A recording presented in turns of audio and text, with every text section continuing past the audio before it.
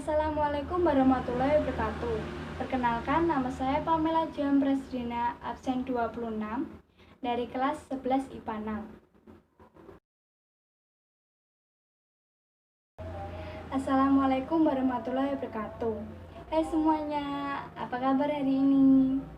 Pertama-tama, mari kita panjatkan puji syukur terhadap kehadiran Allah Subhanahu wa Ta'ala yang telah memberikan kenikmatan bagi kita semua yang sebegitu luar biasanya.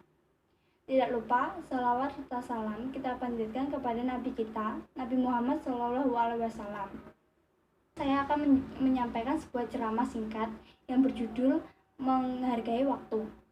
Ketika kita membahas tentang sebuah masa atau kehidupan di dunia ini, maka kita tidak akan lepas oleh sesuatu yang dinamakan waktu. Mulai dari hal sekecil apapun aktivitas kita, di dalamnya selalu dikaitkan dengan waktu. Berkaitan dengan masa hidup manusia, perjalanan waktu merupakan pertambahan umur dan sekaligus pengurangan umur. Umur manusia terbatas. Jika umur manusia berkurang, maka kesempatan hidup pun semakin sempit dan pendek. Jadi, apabila kita tidak bisa memanfaatkan waktu dan kesempatan, maka semakin sulit untuk kembali membangun dan mengembangkan potensi. Karena hidup sangat dibatasi oleh waktu. Dan manusia pasti mengalami titik kematian, kemudian meninggalkan dunia yang temporal ini. Perenungan jujur kepada realita ini menyadarkan kita bahwa dunia hanya persinggahan sementara. Hari ini kita ada, tapi esok mungkin akan berlalu. Masa lalu adalah pengalaman, hari ini adalah usaha, dan esok adalah masa depan. Waktu pun menghargai kita dengan memberi kita kesempatan untuk berubah menjadi lebih baik. Maka hargailah waktu dan kuasailah dengan sebaik-baiknya. Sebelum waktulah yang menguasai kita. Mungkin saat ini kita masih bisa mempermainkan waktu. Perlu disadari bahwa waktu itu sangatlah penting bagi kita, terutama bagi mereka yang ingin sukses dan maju. Dengan dapatnya kita menghargai waktu, maka akan terciptalah suatu kedisiplinan dalam kehidupan kita.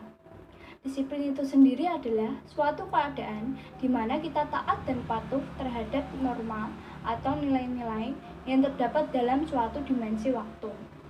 Disiplin dalam menggunakan waktu maksudnya, kita dapat menggunakan waktu untuk hal-hal yang bermanfaat, membagi waktu dengan baik, yang mana yang harus diutamakan dan mana yang harus ditinggalkan. Adapun manfaat dari menghargai waktu dan disiplin. Yang pertama, pekerjaan tidak menumpuk, membantu otak agar lebih mudah untuk berpikir, melatih rasa kepedulian, menghargai orang-orang di sekitar, kita disegani oleh orang lain, menaikkan kelas sosial, dan banyak lagi manfaatnya. Sikap disiplin seharusnya sudah ditanamkan sejak dini dalam proses sosialisasi anak dalam keluarganya. Itu menjadi salah satu fungsi keluarga yang mana mengajarkan anak akan disiplin terhadap norma-norma dan nilai. Dan begitu pula setelah anak dewasa, dia akan terbiasa disiplin di dalam masyarakat dan lingkungan apabila telah terbiasa dari kecil. Dan di sini saya akan memberikan tips-tips bagaimana memanfaatkan waktu dengan baik. Yang pertama, membuat to-do list. Membuat to-do list ini penting untuk mencatat kegiatan apa saja yang perlu kita lakukan dan tidak perlu kita lakukan. Kita harus membuat kerangka aktivitas agar kegiatan yang kita lakukan bisa rapi dan selesai tepat waktu. Dan saya sudah membuktikan bahwa to-do list ini dapat membuat hari kita menjadi produktif. Yang kedua, memilih prioritas untuk dikerjakan. Poin ini merupakan bagian dari poin pertama. Untuk mengetahui pekerjaan mana yang harus dikerjakan terlebih dahulu, carilah pekerjaan mana yang ketanggungan kita yang paling dekat dengan deadline. Dan prioritaskan pekerjaan itu dengan cara memasukkannya ke daftar to-do list yang tadi. Dan masukkan pekerjaan lainnya dari yang deadline yang paling dekat sampai deadline yang paling jauh. Yang ketiga, tidak menunda pekerjaan.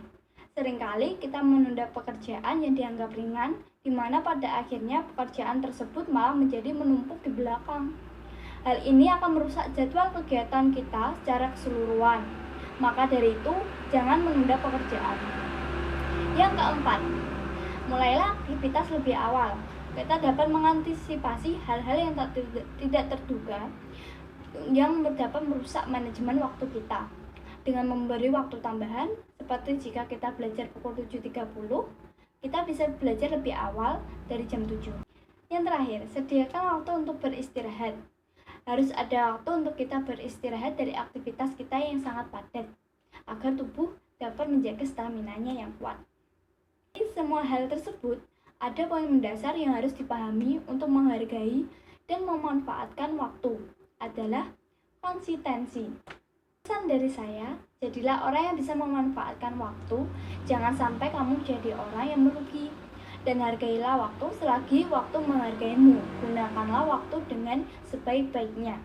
Semoga ilmunya menjadi berkah, semoga kita dapat bertemu lagi. Sampai jumpa. Wassalamualaikum warahmatullahi wabarakatuh.